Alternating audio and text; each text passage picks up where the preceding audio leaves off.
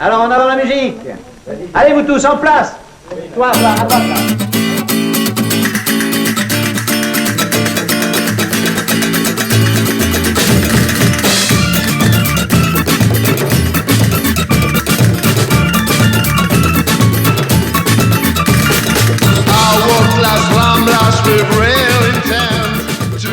Sometimes you say, I'm not a one-man band, I'm a free man. What does it mean to be free, a free musician for you? It's just a joke. It's a reference to the Prisoner, you know, the 60s English series. You know it? Yes. Okay, so he say just I'm not a number, I'm a free man. So it was just to put something on Facebook. Lorraine Exotica is your latest album. What kind of setting have you imagined when you composed the album?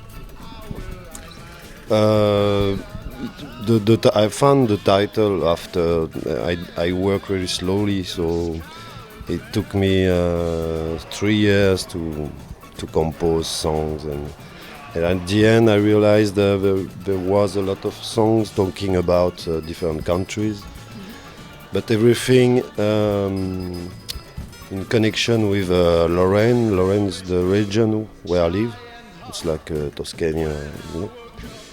And I thought Lorraine and Exotica, they are two words who don't fit together. That's because Lorraine is not really exotic. It's more industrial. It's like around Torino, but with a lot of immigration from Italy and East Europe. So it was just another joke. What brings a musician with a punk garage background to become a one-man band? I mean, maybe the primitive side, because of course when you are a one-man band, you must be primitive because it's a reducing setup and everything. So, but yes, that's the same, almost the same music than I was playing with bands before, when I was drummer. And yeah, I think I don't know what I brought really. The same primitive sound that brings you to start the collaboration with Voodoo Rhythm Records. When? You mean when does When it? did you start to collaborate with? 10 years ago. The first album was in 2005, and yes, 10 years. Four album, very slow. Well, I mean, normally it's one a year, but for a normal band. But for me, it takes more time because I have to do everything alone. So, and I have to decide alone which songs should be on the album. Yeah, it's like I was 4 people. So. What experience in your life have triggered the idea for songs?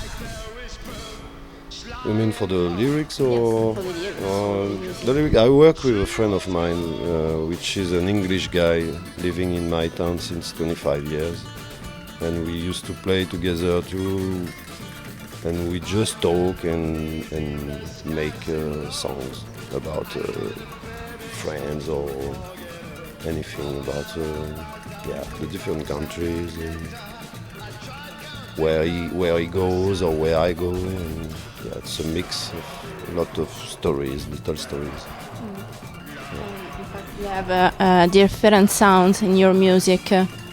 So there's the rock and roll or Different different ambience. You Yes. mean? Yes, because that's a good thing to be a one-man band. You can do exactly what you want. You don't have to ask to anybody. So if I want to do a folk song, I do it, or a reggae song, or so.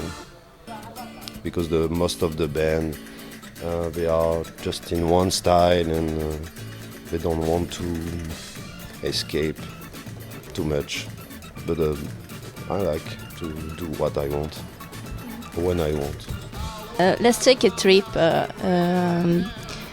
through the history of music. There's a specific period when do you want to go?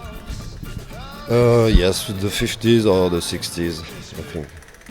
I think that's the 50s because the rock and roll started there because of electricity in instruments, and the 60s because it's really open.